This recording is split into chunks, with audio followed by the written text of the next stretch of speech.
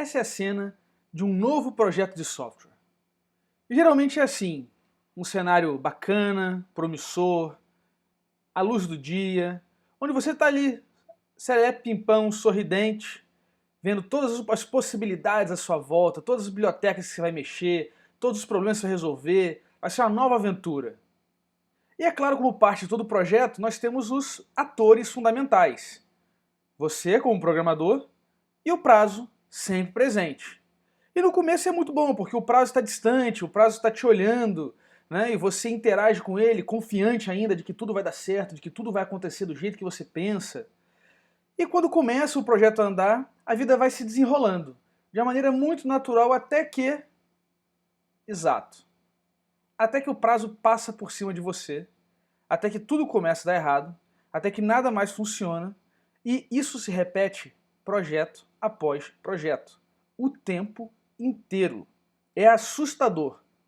Quando você ganha um pouco mais de experiência, você muda de comportamento. Você já não trata mais o início de um projeto como um ambiente assim, bacana, com grama esverdeada, né, coisas coloridas. Não. Muda o nosso mindset. Porque a dor faz isso com o ser humano. A gente passa a querer simplesmente se proteger a qualquer custo. E esse é o maior risco do desenvolvedor. Entrar no esquema do cover your ass, da proteger o seu traseiro. Um monte de decisão estúpida a gente acaba tomando porque a gente fica com medo do processo de desenvolvimento, fica com medo de novos projetos. A gente já sofreu tanto com o que aconteceu antes que a gente simplesmente não aguenta mais. A moral da história disso tudo é que entregar software é difícil.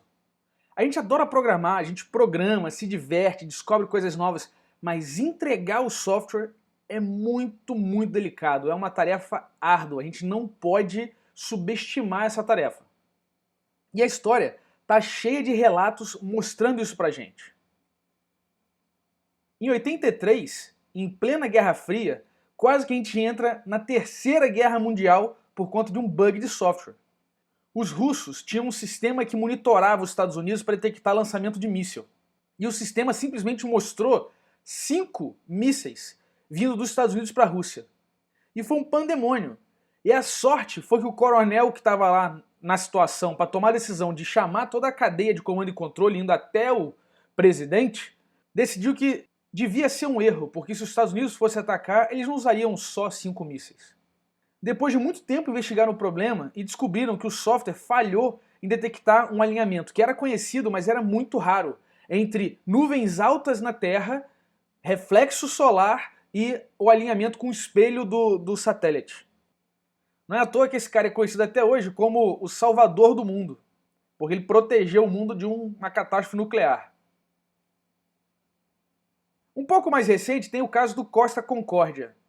Um navio bacana, lindão, gigante na Itália, cujo capitão, o comandante, era um cara muito experiente.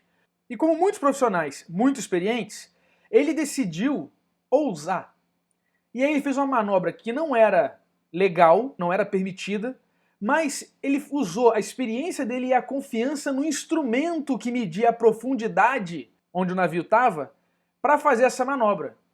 Só que o instrumento deu a profundidade errada e o resultado, o navio tombou, foi uma catástrofe danada, um puta problema ecológico.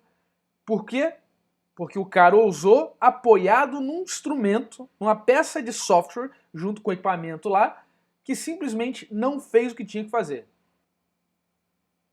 Mais grave que isso, tem o caso do Therac 25. Esse bichão aí é um aparelho para tratar pessoas que têm câncer. Então ele emite uma radiação de uma maneira muito precisa. E esse é um caso famoso da década de 80 porque tinha um race condition no controlador desse cara. Então eles não pegaram um problema de comportamento no teste, porque no teste os desenvolvedores, o pessoal que estava produzindo a máquina, digitava devagar para fazer a operação. Só que quando a máquina foi para a produção e os operadores, né, que trabalham no hospital, começaram a usar a máquina mais e mais vezes, eles foram pegando o hábito e começaram a digitar mais rápido. E essa digitação mais rápida batia num caso de race condition em que aumentava a potência do laser. E um monte de gente morreu porque levou radiação além da conta. Por quê? porque não tinha teste no software da parada e o operador da máquina digitava rápido.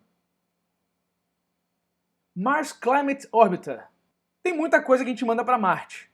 E tinha um aparelhinho que estava orbitando Marte para poder analisar o clima. E o pessoal de comando aqui em Houston estava mandando as instruções para o aparelhinho em libras-força. E o aparelho estava programado em Newton. Resultado, se espatifou no solo marciano e a gente não tem os dados desse cara nunca mais. Milhões e milhões de dólares jogados fora, por quê? Por uma simples conversão de libras-força para Newton, que deveria ter sido feita, testada, verificada e nada. No mundo dos negócios, também acontece. O IPO do Facebook foi o IPO mais concorrido da Nasdaq. Foi tão concorrido, que o software simplesmente não aguentou o IPO, não aguentou as demandas, e um monte de gente em pleno IPO simplesmente não sabia quanto era a cotação da ação do Facebook para fazer a transação. Então veja que o maior IPO da história passou veneno e quase foi um fiasco. Por quê? Porque as pessoas não tinham a informação necessária quando elas precisavam. Outro caso bizarro é o do Toyota Camry. Os carros hoje são basicamente software. E o controlador de aceleração do Toyota Camry tinha um monte de problemas e ele gerava, em algumas circunstâncias, uma perda de controle da aceleração e o carro começava a acelerar disparado. Você tentava pisar no freio e isso era irrelevante, porque o motor era muito forte. Cerca de 85 pessoas morreram batendo com o carro e o pessoal já investigou e viu que é por conta desse problema no controlador de aceleração. Que é um software sutil com 10 mil variáveis globais. Tem um documento na internet com a análise de um especialista em segurança de software falando desse caso e é assustador. Assim, é impressionante como é que esse software foi para a produção. Como botaram, instalaram isso em algum carro. No mundo do entretenimento, também tem os casos. O EVE Online, que é um Massive Online multiplayer boladão gigantesco com milhares de pessoas jogando, deixou todos os seus usuários de Windows sem conseguir botar na máquina. Por quê? Porque ele tinha um recurso muito bacana, muito bom, de atualizar o software sob demanda. Então o pessoal produz o software, tem atualização lá no site, aí o software no cliente detecta isso, maravilha, faz o download e atualiza magicamente, nada de errado acontece, certo? Errado. O software deletava um arquivo chamado boot.ini, que incrivelmente era o arquivo chave lá da partição de boot do Windows. E os caras tinham um arquivo com o mesmo nome nos pedaços de software legado que o pessoal do EVE Online está tentando se livrar. Então você vê o que aconteceu. Todo mundo que atualizou esse software, e foi uma atualização compulsória, ninguém disse ok para atualizar, simplesmente vamos atualizar, para você jogar tem que atualizar, e aí vai fazendo download e roda tudo. E esse efeito impediu todo mundo de botar sua própria máquina. Olha que delícia. Recentemente, a Airbus emitiu uma nota falando que, fazendo recall em todos os aviões da série A400M, que são aviões militares, dizendo que tinha um problema de software que jogava o avião no chão. Então tinha um bug que jogava o avião no chão. E teve um acidente famoso aí, que é esse dessa foto, que matou um monte de gente, foi uma desgraça danada. E por quê? Porque o time da Airbus está distribuído na França e na Alemanha. A turma da França estava fazendo software com uma versão de uma outra biblioteca lá. E a turma da Alemanha estava fazendo software com uma outra versão. Cada um testando com a sua versão, na hora de integrar, o que aconteceu? No mundo dos bancos, isso acontece quase todo dia. O HSBC ficou fora do ar por um tempão, ninguém conseguiu usar cartão de crédito. Você com dinheiro na conta, tentando fazer uma compra. Imagina você perder o voo, tem que comprar o voo correndo, só que não pode, por quê? Porque o seu dinheiro que está no banco não consegue ser acessado porque o cartão não está passando, porque o sistema caiu. Tem que mandar um beijo para esse programador, né não? E a Caixa também está nessa. Só que a Caixa faz uma coisa, faz assim, pegadinha do malandro. Porque ela mostra para você o seu extrato no Internet Banking, mas não te diz qual é o saldo. Olha que delícia. Mostra a conta, mas não mostra o saldo. E por último, temos também o e-social, que é mais recente, que entrou no ar, né, com uma legislação bizarra, que bota todo mundo contra a parede, aí ficou todo mundo pianinho para fazer o que o governo manda, afinal de contas, senão a chapa ia esquentar, e aí entra o e-social que simplesmente não aguenta nem um dia. Essas histórias parecem bizarras, mas são muito mais comuns do que você possa pensar. Eu aposto que todo mundo que você conhece que trabalha com software tem, no mínimo, umas 3 histórias bizonhas desse tipo. E isso, quando a gente analisa o mercado como um todo, é mais assustador ainda, porque a gente tem, na verdade, 68% de falha nos projetos de software. O Standish Group tem o Chaos Report, e esse é de 2010, que analisa o mercado de tecnologia e tem essa média que de cada 3 projetos de software, 2 falham. 2 simplesmente não atendem os requisitos necessários. Vamos colocar isso em perspectiva, isso é muita coisa, gente. Isso é desesperador, isso é a quantidade de sofrimento humano associado com esse tipo de desperdício é absurdo. Vamos colocar isso em perspectiva para assim, ter uma visão melhor. Significa que de cada R$ 100 colocado em projetos de software, 70 são rasgados. Significa que só R$ 30 realmente geram alguma coisa. É absurdo isso. É muito desperdício. Isso significa que cada 10 features que alguém implementa no software, 7 são absolutamente desnecessárias. São lixo, não deveriam estar ali. E a gente continua implementando feature por feature, funcionalidade por funcionalidade, criando mais coisa, complicando o software, sem ter atenção que o desperdício é gigante. Vamos colocar a perspectiva no tempo. Olha só que bizarro. A nossa semana tem 7 dias. A gente trabalha 5 e toma uma cervejinha durante o final de semana. Essa taxa de ineficiência de projeto de software diz pra gente que dos 5 dias trabalhados, 3 dias são lixo. 3 dias não gera resultado nenhum. Significa que se você mantiver a produtividade atual da média do mercado, você pode tranquilamente trabalhar 2 dias por semana, folgar os outros 5 e você vai produzir a mesma coisa se você simplesmente fizer apenas a coisa certa. Se você parar de gerar lixo. Significa que em um ano você pode trabalhar apenas 4 meses, 3 meses e meio, 4 no máximo, e folgar 7 meses de férias, para você manter a mesma produtividade se você simplesmente trabalhar menos, parar de tentar fazer um monte de coisa e começar a fazer só a coisa certa.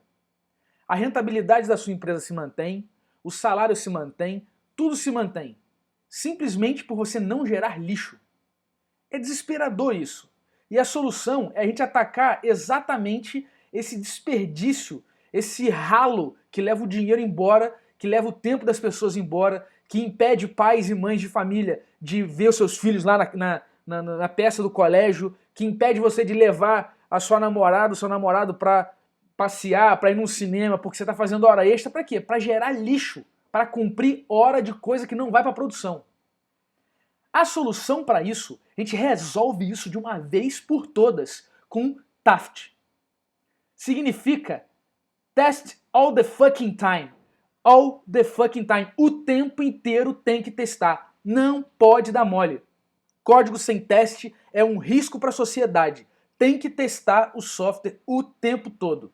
Esse termo foi cunhado pelo Brian Lyles, numa palestra que eu vi ele há muitos anos atrás, e ele é um cara muito massa de você pesquisar quem ele é e dar uma olhada lá, ver as palestras dele, e ele fala bastante disso, e ele fala de maneira bem humorada, e realmente é muito importante. A única forma de você garantir que você está fazendo a coisa certa, de você entender que o que você está realmente entregando vai resolver o problema do cliente, é com teste. E não pode ser teste manual, porque isso não escala, tem que ser teste automático. Test all the fucking time. Aí entra na questão de, mas qual teste é bom? Que tipo de teste devo fazer? Isso não é relevante, isso não é importante.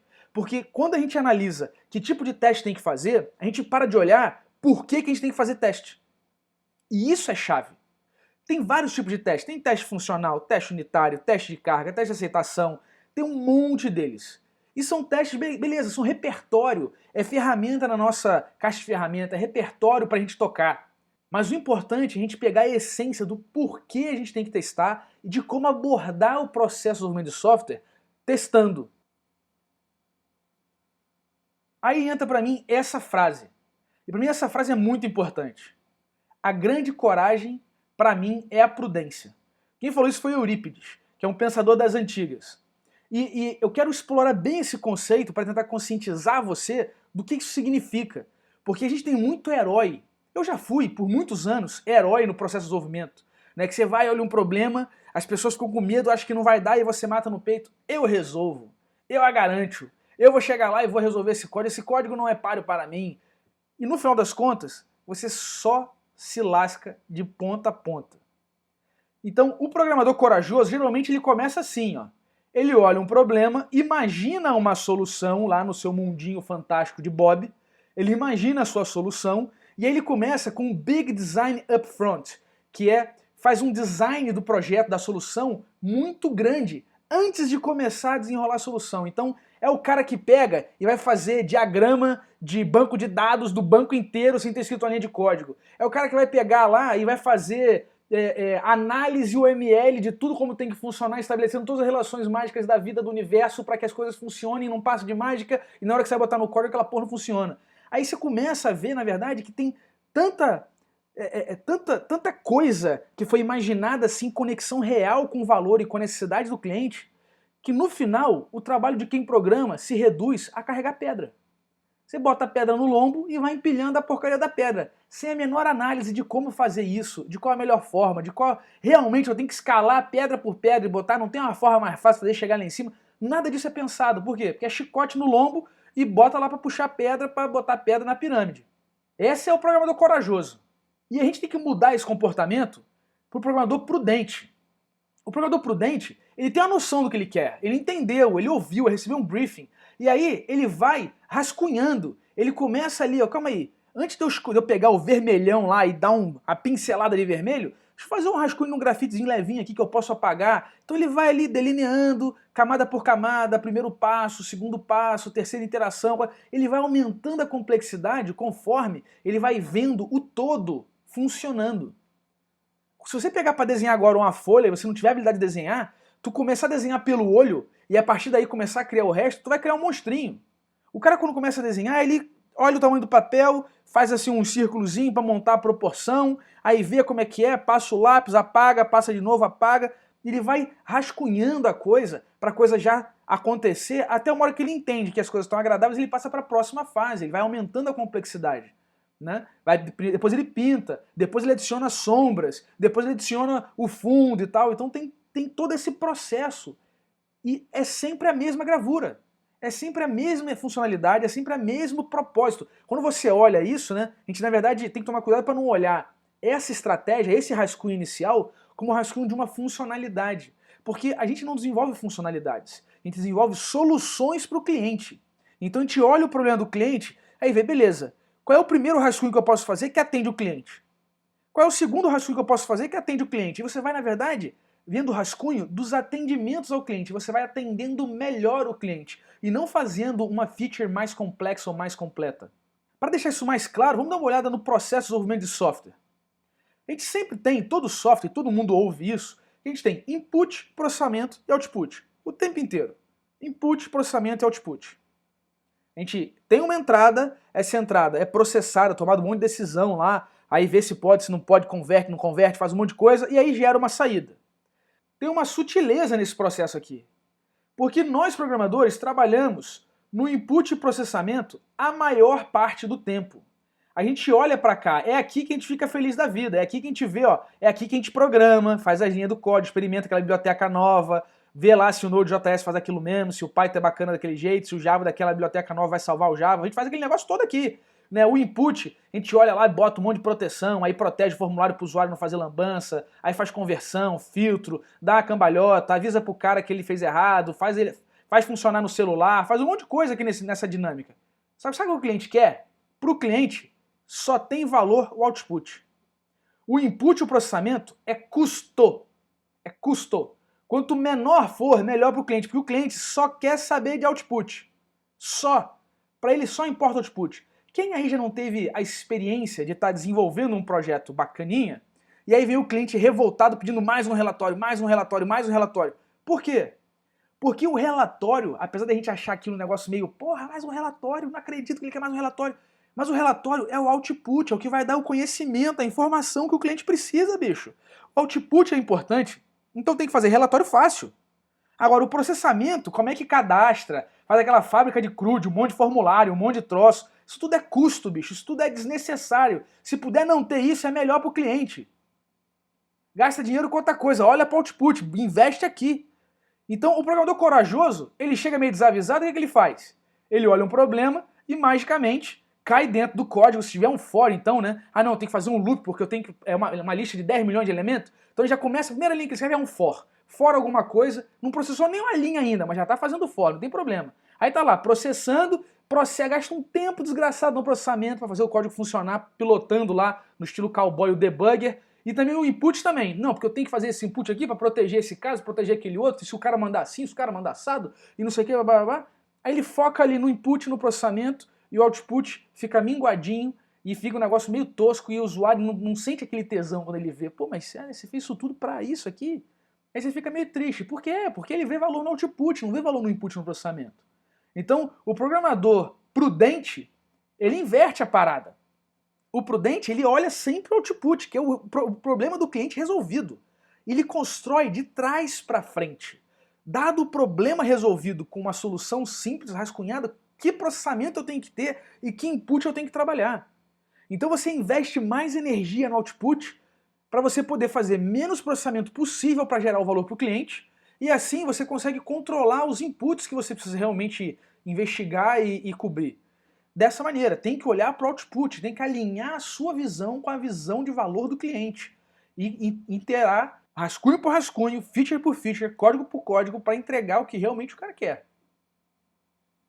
Vamos dar um exemplo mais concreto de um caso trivial do programador corajoso. Tem aqui, ó, preciso de uma calculadora que some 2 números. O programador corajoso, olha, pô, eu sei isso desde que eu era do primário, somar 2 números, moleza. E aí, obviamente, o que ele vai? Corre lá e mete lá uma função, acabou, bota a função lá, entrega pro cliente, ó, fiz em 10 minutos, ó, sou demais, eu sou bom mesmo, rapaz, brincadeira não. Só que ele depois começa a gastar uma energia danada, que geralmente não é contabilizada, para validar os erros que acontecem numa função trivial e simples como essa. Como essa. Por quê? Porque ele não sabe informações do contexto. Não é só o problema de ter uma calculadora que some 2 números. Vamos ver a diferença do programador prudente. O programador prudente, quando se depara com esse problema, pensa, opa, calma aí, esse problema me é familiar. Pô, somar 2 números? Fiz isso quando eu era criança, 6 anos de idade eu aprendi como é que faz isso. Certo, mas qual é a pegadinha? O que tem no entorno? Qual é o contexto onde isso vai ser usado? Então, em vez de sair partindo para o código desesperadoramente, ele começa a fazer perguntas, preocupado com o valor do cliente, com o contexto do cliente, como é que o cliente trabalha. Então ele vai lá para o output e ó, começa a fazer pergunta. Mas que tipo de número é esse que eu vou ter que resultar? Como é que é isso? Né? Vai gerar que tipo de número? Qual o tamanho desse cara? Né? Qual o intervalo mais ou menos esperado para essa soma? Qual é o uso real? Me dá um cenário real onde você usa essa soma com os 2 números. E aí, com isso, ele começa a investigar o contexto onde o código vai ser usado, o entorno do código. E ele começa a entender qual o real problema do cliente e o que é que de fato vai gerar valor para ele. Porque aqui a gente está falando de somar 2 números, mas que tipo de número? É inteiro, é ponto flutuante, é decimal, é 1 byte, são 4 bytes, são 6 bytes, são 8 bytes, sei lá, é o número arbitrário, uma estrutura de dados arbitrária que representa um número com qualquer tamanho, não sei o que é. E aí, investigando isso, ele começa a ver, ah, entendi, é 1 byte então, o intervalo vai ser aqui, próximo 255 e tal, beleza. Aí ele começa a expressar esse entendimento dele em forma de teste. E escrevendo o teste, ele expressa exatamente o que ele está entendendo do problema. E ele começa com um teste simples, um teste só para poder motivar o desenvolvimento. Então pega um cenário simples, como por exemplo, quando eu somo 2 números, 1 e 0, pô, o resultado esperado tem que ser 1. Né? E ele vai evoluindo a partir daí, né? Porque com esse teste ele consegue implementar o código no processamento ali, o código necessário para fazer esse teste passar. E ele vai completando. Vai botando, beleza, então agora deixa eu evoluir um pouquinho. Pô, se eu botar 1 e 1, pô, eu espero 2. Então agora eu vou lá no código e vou incrementando isso. E aí ele vai até os limites, né? Ele não precisa fazer para cada coisa. Ele na verdade está procurando os testes que vão evidenciar a silhueta do problema, o domínio do problema que a gente está resolvendo. E aí faço, por exemplo, o teste aqui, ó. Quando eu somo aqui 1 com 254, pô, tem que ser 255, que é o meu limite superior desse tipo de número, desse tipo de problema, da calculadora que o meu cliente precisa, né? E isso abre outras perguntas também que eu vou expressar como teste, como por exemplo, o que acontece se eu somar 1 com 255? Tem que ser o quê? Tem que ser um erro? Tem que zerar de novo? Vai ter um acumulador? Não sei, não está claro ainda no problema. O cliente só me disse que precisa da calculadora, mas e qual é o comportamento limite dela? Né? Então isso é muito importante, isso que o teste te ajuda a ver. Também coisas como, por exemplo, se eu somar 0 com menos 1, qual é o comportamento? Porque se ele suportar, se essa calculadora de bytes suportar número negativo, então eu não posso considerar que é de 0 a 255, eu tenho que trabalhar que é menos 128 até 127, positivo, né? Então eu tenho que entender que comportamento que eu vou colocar no código e blindar isso para garantir que os limites do meu código estão bem definidos para que ele possa trabalhar, coexistir harmonicamente com o resto que vai compor o sistema. É exatamente esse processo, que é uma espiral incremental, né, onde eu olho o output, entendo o problema, estabeleço o teste e a partir do teste eu vou aqui nessa parte do processamento do input e crio o código necessário para atender esse teste. Então eu faço o primeiro teste, faço o código, passo o teste, faço o segundo teste, faço o código, passo o teste, faço o terceiro teste, faço o código e passo o teste. Esse ciclo incremental a gente chama de TDD, Test Driven Development.